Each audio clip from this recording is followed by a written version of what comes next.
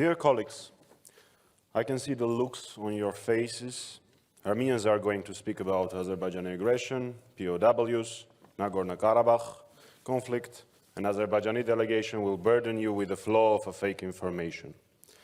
But let me explain you why we are obliged to speak up about the humanitarian catastrophe caused by the Azerbaijani blockade of the Lachin corridor and other above-mentioned topics.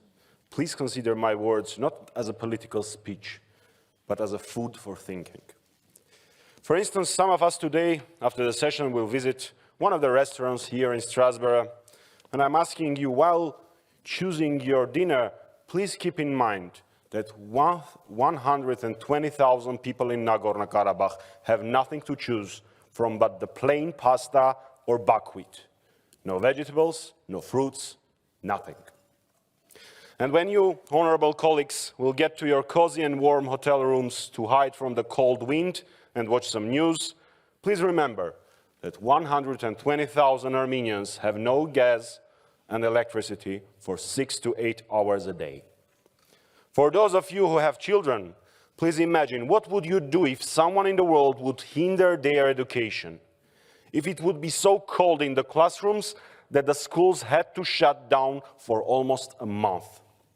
And if any of you will have a headache after a long day, please, while swallowing a painkiller, remember that 120,000 Armenians in Artsakh are running out of meds. And when Mr. Saidov will tell that self-proclaimed activists are exercising their magnificent right of freedom of speech, though the sentence freedom of speech in Azerbaijan is an oxymoron, please remember that Azerbaijan is 104th in environmental performance index by Yale University. And I don't recall any mass ecological protests in Azerbaijan, though a few moments ago we witnessed an Azerbaijani representative questioning French democracy.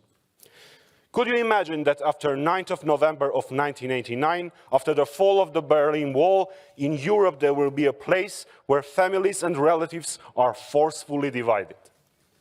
In 21st century, children are not able to meet their parents for more than 1.5 months. But make no mistakes, we can't wait for 30 years. The Lachin corridor has to be unlocked now. And as Lemkin Institute for Genocide Prevention stated a few weeks ago, the world must act immediately to prevent a second Armenian genocide. Thank you, and I call you to support the amendments presented by the Armenian delegation.